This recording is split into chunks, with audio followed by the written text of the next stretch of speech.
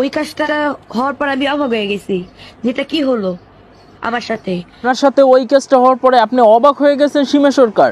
আপনি কি করলেন? আপনি কি ক্যামেরাম্যানকে বলেন নাই? আমি দেখছি ক্যামেরাতে ভিডিও হয়েছে। আমি ওই ক্যামেরাওয়ালা লোকরে বলছি যে ভাই প্লিজ আমার এই ভিডিওটা আপনারা সাইডেন না।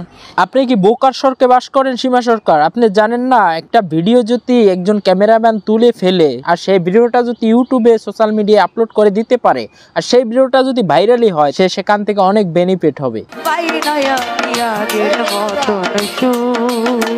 আপনি আগের মতো কেন সুখ পান না? আপনি তো বলবেন। ভাইরাল তখন আমার এই বয়স, মানে তখন থেকেই আপনি রীতিমতো সারা সোশ্যাল মিডিয়াতে ভাইরাল। বুঝছি আপনার বলতে হবে না, কারণ আপনি যে হাত বাতারি দর্শকেরা তা জেনে ফেলেছে, আপনার পার্সোনাল ভিডিওটি সবাই দেখে ফেলেছে।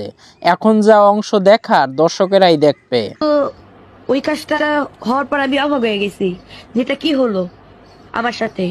আর যখন আমি দেখছি ক্যামেরাতে ভিডিও হয়েছে, আমি ওই ক্যামেরাওয়ালা লোকরে বলছি যে ভাই প্লিজ আমার এই ভিডিওটা আপনারা সাইডেন না। তারপর ওই লোকটা আর কি, কি বলবো, বলার কিছু নাই।